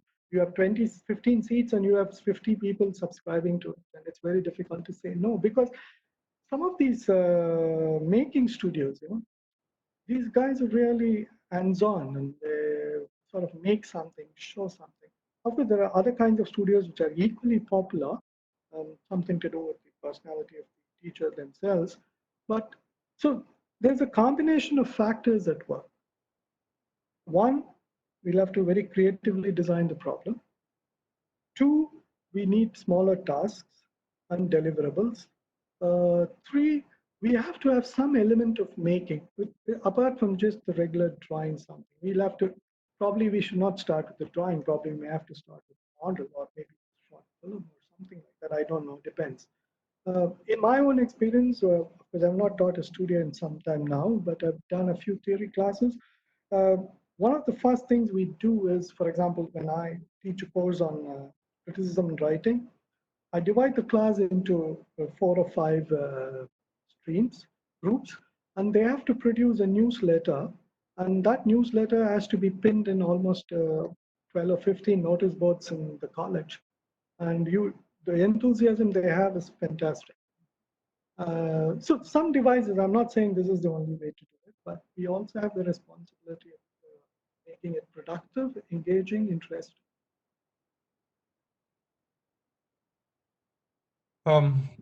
Watson, I had a question regarding the university's relationship to the various colleges that come under it. And what I find really interesting, and maybe a model that we can pursue is that CEPT University per se isn't defining. I mean, it defines in very broad terms what the studios are going to achieve in terms of objectives, in terms of how they're going to conduct these studios. And so it's pretty open-ended. You have a mix of people offering studios, and so the students get a lot of options, and the university has a much lighter touch approach to how these things are structured. So can you just reflect a bit on some suggestions you may have in terms of what the relationship is and how we can articulate that better as a BOS within the university, having all of these colleges under us, and what that engagement can be like? I would I'll probably, for example, define the larger structure. We have a studio and a stream of discipline courses, a stream and technology courses, and a stream. And we only define the outcomes, how people have to want to devise it, that can be possible. So as you said, set the broad template, set the larger objectives, not get into the nitty-gritties, but possibly articulate what probable outcomes any course will have. The related problem to this is the examination.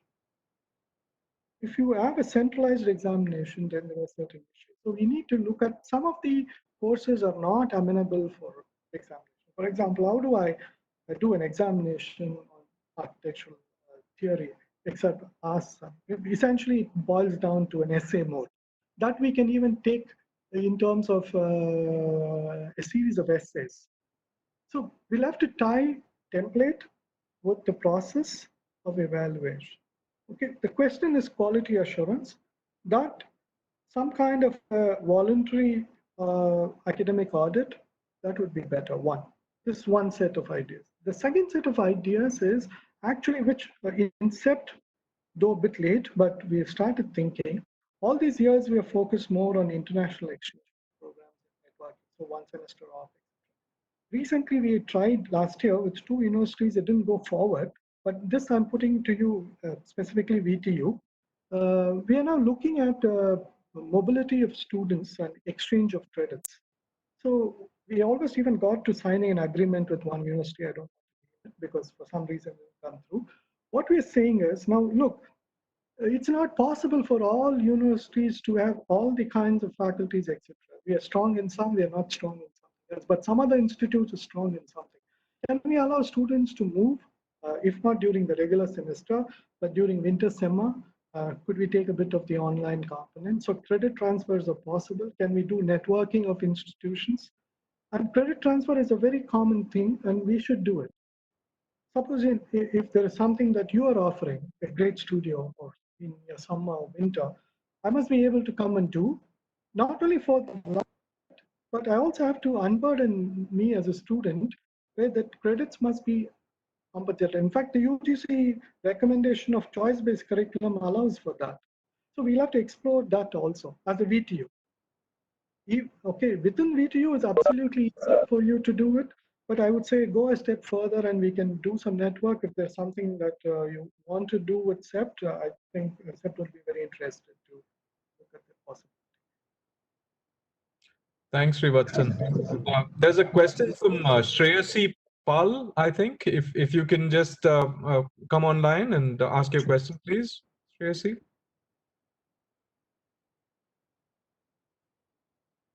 So it was actually the same question. I wanted to ask, I understand that how, can you see in the chat box? I don't know if I'm audible. You understand that how Yes, the we can hear you, undergraduate Shreyasi. design studio, yeah. So how the undergraduate studio, it fails to become this community of learners where problems are analyzed.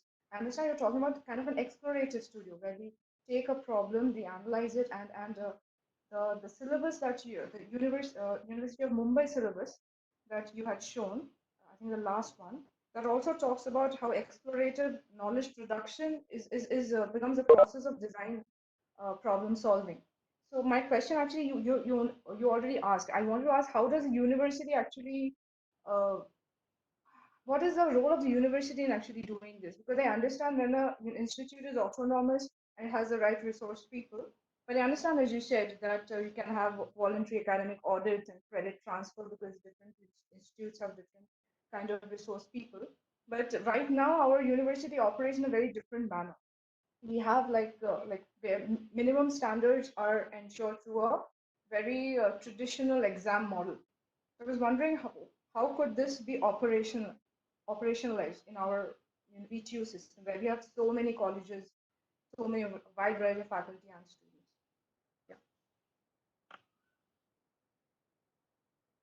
Yeah, probably that's up to VTU to decide, but my only suggestion would be, what this pandemic is also showing is whether our institutions are agile or not.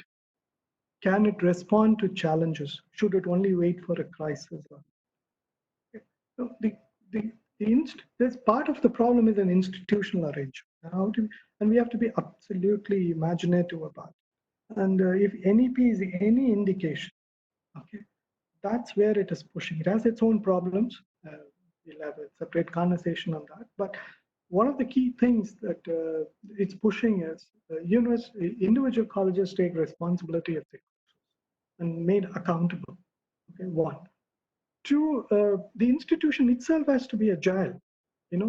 So what is the definition of agility is respond to the challenges, because we cannot foresee all the things. We cannot exhaust those scenarios. Suddenly something would come, and how do we adjust to it is something is expected so far only about companies. But and third, we are also slowly realizing the academic environment is not as stable as we assume that it is going to be, partly to do with the private investment and partly to do with the nature of the academic institutions. So the stability that we take it for granted and which sometimes seeps into a certain sense of complacency will be sooner or later challenged. So there is a need for innovation at the institutional structure. That's a larger structural issue, but nevertheless, it's something that we need. A question, Srivatsan, regarding since you touched upon the pandemic and sort of a reaction to the current situation. I mean, three things just while putting down some notes yesterday. The three things that came to my mind in terms of this particular situation and its implications. One is with to do specifically with the way things are made, and the systems that then support the making of architecture. So all of the labor forces, the contractors, all of the supply chain, etc. And what the pandemic has brought to light is the huge inequity that exists between the various players in this space. So that's one reflection. The second one was about this whole online education, and you touched upon it, the threat to institutions, and this how do you, what is a community of learners when everything is online, and is that a long term implication? And the third, something that Sameep spoke about recently on a webinar, talking about the spatial implications that this may have, like the influenza had, like a lot of large scale, like polio had, for instance. What are the spatial implications that this pandemic may have going forward? Do you have any reflections on the pandemic itself, Sridhar? See, the second part, this online teaching is something that we are all, as based in institutions, are immediately facing. If you look at the history of MOOCs, that online teachings, edX and other things, the initial problem was the technology. In fact, I read a wonderful piece many years ago in New Yorker of how technology is a bottleneck, but that phase is over. Technology is no more a bottleneck. There are in countries like India in terms of accessibility, that's another issue, but primarily it's not there. But now, after crossing that threshold, now people realize, which you can also see in probably if you look at the executive programs of MBA and IAM, some of them are online teaching, but they also realize that online teaching itself will not be sufficient. So they need some kind of a coming together to discuss, brainstorm, etc. So the question now is, on the long term, while online content, etc., would be there, this emphasis on the importance of place will become important. So a lot of questions will be asked on institutions which do not provide. I just saw one text that sort of popped here, one question which talks about creativity and quoting Erzberger. So there are two kinds of creativity, they say. Okay, I forget who said this. One is the creativity of the seed, which was the student. And the second is the creativity of the soil, where the seed is sown. You can be a wonderfully potential, but you're in a barren land, you're done. Never flourish. Okay. So the institution's responsibility is to provide that fertile context. So that will be the significant question. And it was always there, but the pandemic has put that. But in terms of other things, my first only hope is that we find some cure to this, etc. But certainly we'll be far more conscious about spatial standards, etc. Some of the values that which has been driving some of the design decisions will have to be now moderated, because not just the high turnover of a space that's important, but we're also talking increasingly, hopefully, on wellness, well-being, etc. So, because now the wellness, well-being is not part of any design value. We are primarily talking social, cultural, political, and substantially economic, because these are very new terrains or tricky terrains of how do we bring in the value of wellness and how do we sort of express it, etc. But at some point, we may have to engage with that, both in terms of design, spatial planning, etc. And certainly more emphasis on ethical practices. It's not just an health issue. The question of inequality is an ethical question, as much as it's political economic. So how do we take care? What is an ethical practice? It's not complying with building rules. Would you pay attention to the manner in which it works? These are very bigger issues, but nevertheless an important issue. So there is going to be a bit of churning, and some already you can see some attempts being made. One, particularly, there's a lot of emphasis on now making quickly something as a response to things. So how do we use our systems to produce something that we completely unexpected, we didn't foresee? Can we turn it around? So, so those are some of the larger system questions that are circulating. I mean, I haven't yet found an answer to it. I'm also closely tracking the conversations. There's a question, Professor, from someone called. It's from a Dell machine, and it has to do with the vertical studio. You've also asked another question with regards to the smaller, the colleges in the hinterland, for instance, and the difficulty for students. So can you ask your question directly? It just says Dell here on the chat box, please. Yeah. Hi, Bijoy and Shivatsan. This is Raj here. I'm sorry, there's something wrong with my video. So, am I audible? Yeah, very much. Yeah. Okay. So this was regarding the vertical studio format, which seems rather radical, and most other schools have not really woken up to the system yet. And especially when it is implemented in a school like SEPT, which used to have a pretty detailed semester-wise sequential kind of learning system. How has the vertical studio really been in contrast to that? Have you found any visible disadvantages with the system, or is it something which is acceptable to which should be acceptable to all schools in India in course of time? Is this the new norm? I'm asking, is the new norm? Secondly, how difficult or easy is it for independent schools which are affiliated to universities to be implementing this? Is it going to be difficult when you're dealing with a curriculum? That was point number 2. Yeah. So these two. Yeah. One last point. I had asked this in the question. Thirdly, we are all very fond of this concept of a batch of an architecture batch when we are all studying.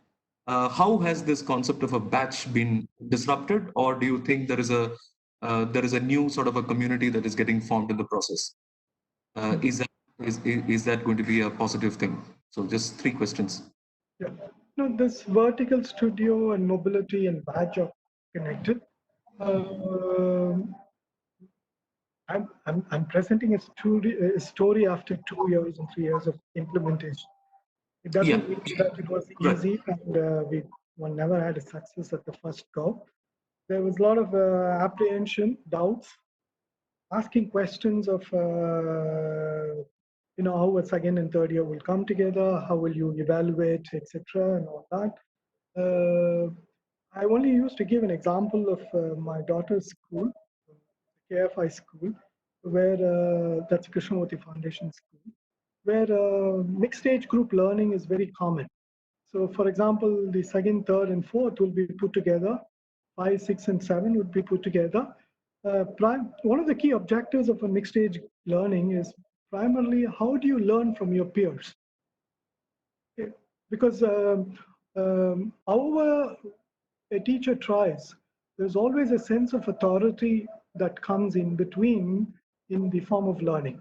While there's far more effective way, and most of us have experienced that, and some of us even say that that's the best place that they've learned something. So how do you institutionally create that space is one thing.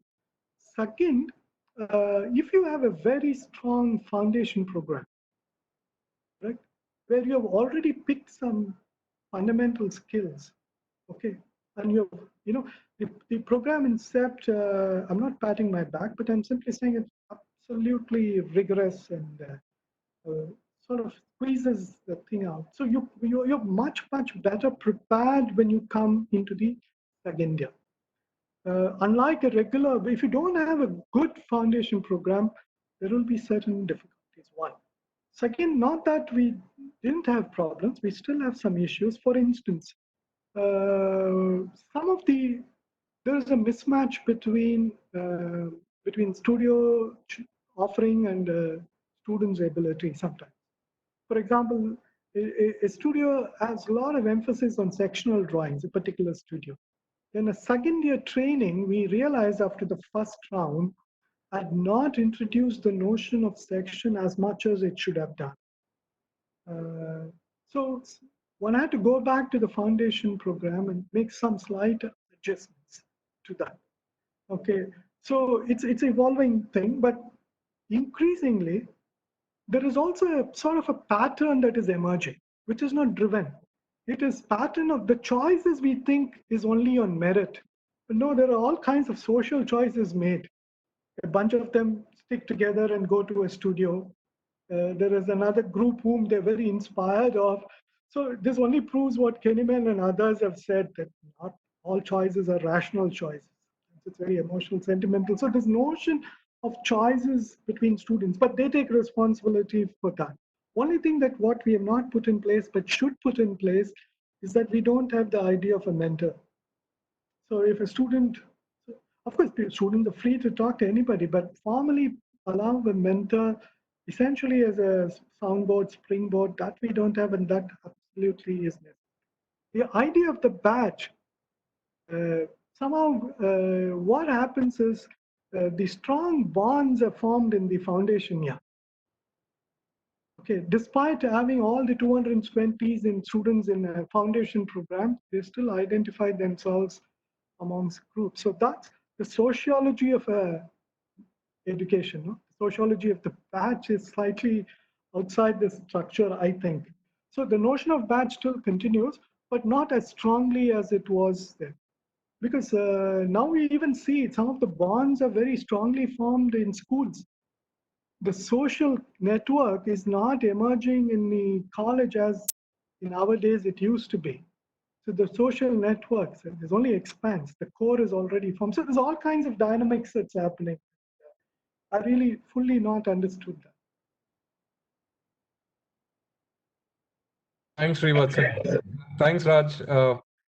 Just wanted to go back to a question. I think Balu had asked a question about this Hertzberger's quote and the Balu. Do you want to just ask the question about product versus process? Are you Yeah, on? sure. Am I audible? Yeah, of course. Okay. Um, so it may sound a very generic question. The Hertzberger mentioned creativity as exploring situations. So that questions the general perception of associating creativity with artistic production. So basically, unfolding creativity demands breaking the pattern of thinking, which implies creativity as an active response to situations in life which can encounter the preconditioned response pattern. So basically, such an understanding questions architecture as a product and propose the importance to stress architecture as a process. So how far this sort of thinking is inculcated in contemporary architectural education in India? So please share some insights, sir. See, I'm just reading a bunch of literature now, just trying to write something. One is the element of politics, another is I'm just interested in how artists engage with this question. The whole bunch of readings on sociology of art. Okay, whether art is in this artwork, art processes and practices, are they in the service of an idea, a larger social idea, or there is something in it for itself also? I'm just entering this question from those kind of readings because there's something new that I'm thinking through. So as I speak, I'm also sort of thinking through that. This process and product are, again, many of our categories are basically strategic. It's pedagogic. We want to emphasize something, but that's not the only thing. That's what we at the back of the mind we know. It's not a question of either a product or the process. Okay. Now no architect can actually deny the fact that drawings and models are not important. The building itself is not an important. Because how do we contribute to the society? It is through the product, isn't it? But the product is formed through a series of moves which are basically anchored in larger thinking, etc. So I don't think we can give up this notion of product in terms of importance. But is it, and the product is moved through various processes, and both the product and processes are anchored in the larger questions that we ask about both the practice and as well as society, etc. So to me, the process product is only a strategic question, or is it a temporal question? For example, initially I will do process, but I may actually at some point get into product, and then at sometimes I'll blur. So it's sometimes a temporal division, or it is a what do you call it, as a strategic division. For example, I find fascinating in one of the conversations about art is the Sanskrit term called rupartha. So rupam and artha is there. So if artha is about meaning, the process of what it means, etc., and particularly in the Hindu religion and those kind of practices, it doesn't mean the icon is any less. The icon itself is the truth, and as well as it's a means to the truth. So in a sense, we do not overlook the importance of the form, because the form, as much as it embodies, can also make the truth graspable, okay, or livable, inhabitable. So to me, that product process is entwined. It's only for certain reasons we distinguish it and we later converge it. But the only problem often happens is, as somebody said, we get trapped in the methodology. So then we just get stuck in these categories. One. The second question about creativity, whether it is breaking or conforming or repeating, I think all forms of creativity are needed. Okay, uh, there's all literature on politics and architecture, which I'm going through. One of the key positions that they're saying is that architecture is a means to emphasize an hegemonic order and so on. And the only way to do a critical practice is to displace it and create dissonance. But there are also other forms of creativity of,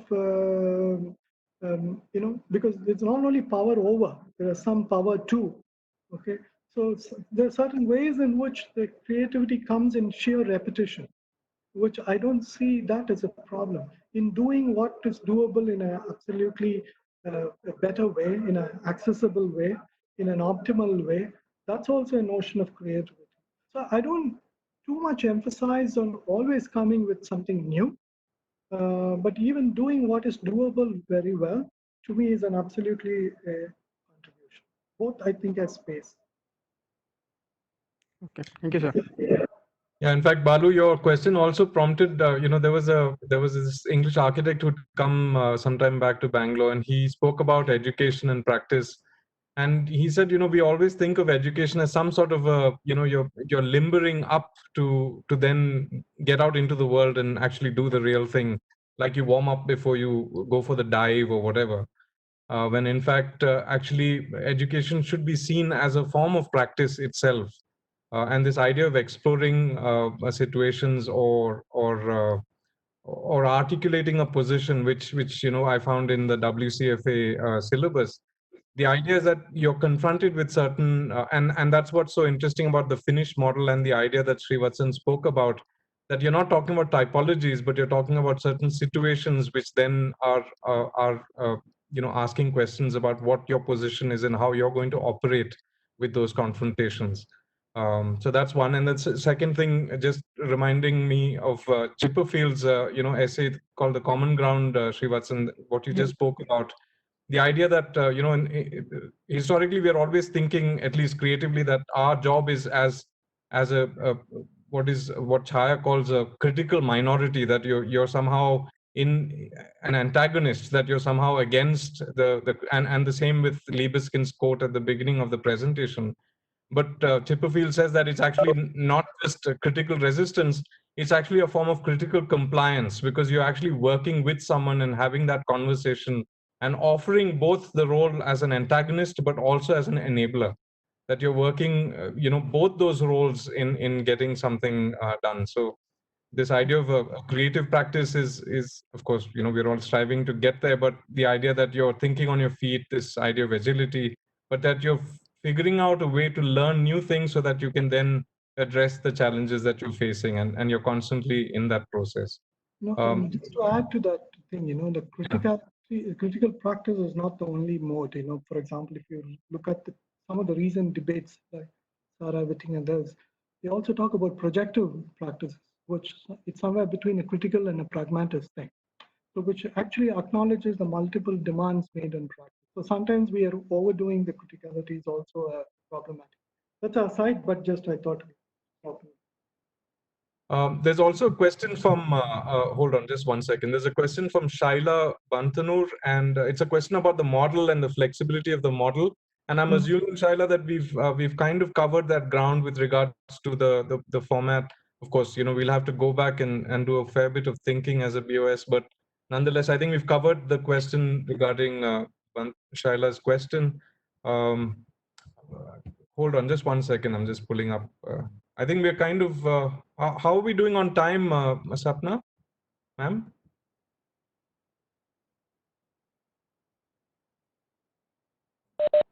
Yes. Yeah, we were supposed to have the schedule till 13:30. We have another 10 minutes to go. Okay. If you want to take another question or two, it's okay, in case there is something to answer. But broadly, I think the discussion could end only with the board members passing on a kind of a write-up on how we take this forward. And I would circulate it amongst the others as well, because these whatever proceedings we've had today would have a lot of meaning if we could deliberate upon it even beyond today's session. Oh, ma'am. Yes. Yeah. Anybody wants to give their feedback in terms of writing or emails or in whatever format, we would most welcome them to do it. And somehow one session with Dr. Srivatsan doesn't seem enough for us. It's always been the case for us. There are many more issues that we would like to talk to him about, you know, +2 versus the 5 year, the most minimum that we are doing versus the Right. 15 years of USA, those kind of issues. And something, and to give a lot of flexibility. See, ours is a university with 36 colleges. I mean, the dynamics is very different. Some Right. are in the urban settings, the colleges, and some in the rural and semi other situations. Some have extraordinary internet connections there in the urban scenario, etc. Different contexts, essentially. So, Can I how just, does a university address this? Yes, sir. Yes, sir. see, currently I'm heading a research center. See, one of the agendas is actually keeping in mind these institutions in faraway places. And I actually see merit in having institutions at different places, and because they can address local issues and train people at different places and not make architecture as sort of a very metropolitan part. But having said that, the question is, how do we support? Okay. Yes, sir. So some of the things I can share, what through the center we are trying to do. One is we are putting a series of textbooks. This is textbooks and people are apprehensive about the notion of textbook because they think you're prescriptive and why you have to have a textbook. But what is a resource that is made available for a startup, for an institute? Okay. Second, we are also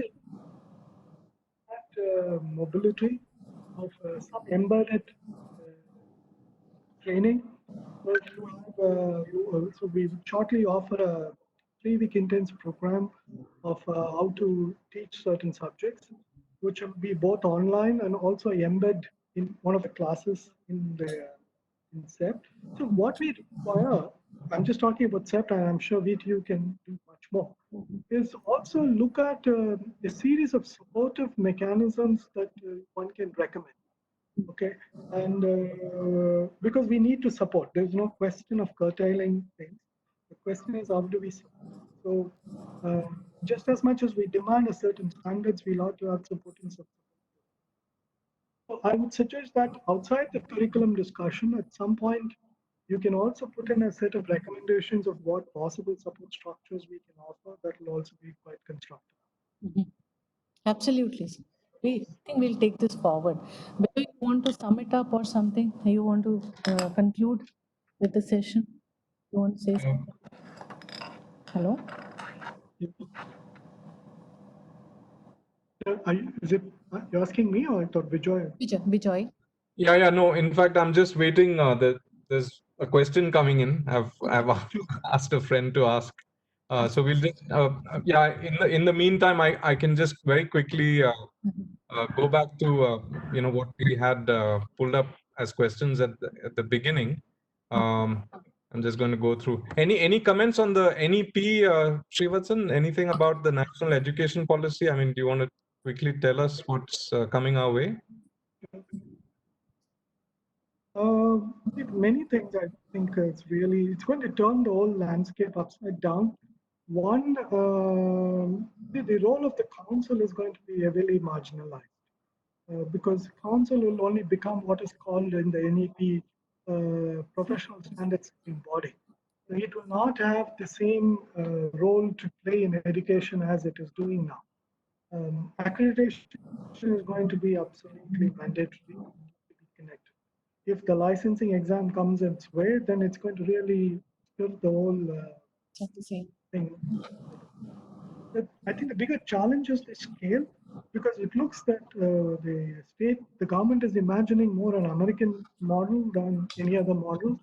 So we are looking at large scale institutions and no single program, like you can't just offer beer, you need to have multiple programs. So all institutions more or less would have multiple programs, and it's, in a sense, it's not a bad idea.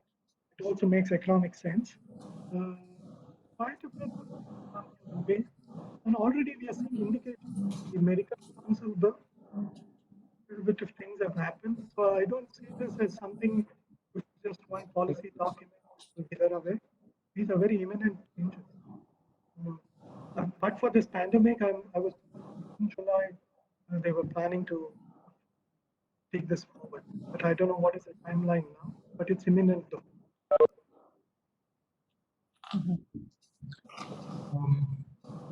Well, thanks so much, Professor Srivatsan, for your time, for sharing the presentation. It's quite inspirational, and I hope as part of the BOS, Sapna ma'am, the chairperson, and the rest of my BOS teammates, that we can go back and sort of think a little carefully about where we're going with the curriculum, and particularly in the light of the situation that we're in today.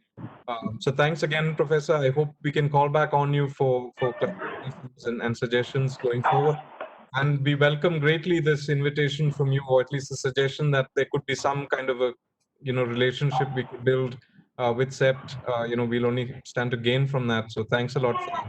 And thanks to all of you who've come today and joined us for the conversation, for all the questions. The recording, the whole session is recorded and will be posted and sent to those who've registered this afternoon session. Ma'am, you want to close? That's all I've got. Yeah, thanks. Yes, sir. We'll work towards the deadline. Thank you so much. Yeah. Srivatsan, sir? Thank you. I would personally take this opportunity to thank you. I've met you twice, once when you came for our institution inspection, and I was hoping that we would have this discussion sometime and it's materialized like this, thanks to virtual conversation. And we look forward to a little more interaction. We will call back on you, sir, and we will keep in touch. I'll get back. Thank you. Thanks for having me, and I hope this was a productive conversation for all of us. Absolutely, absolutely. Thank you. Vijay, thanks. Thank you. Thank you. Thanks, Thank thanks, you. ma'am. Thank Thank you. you. Thanks, bye. Shiva.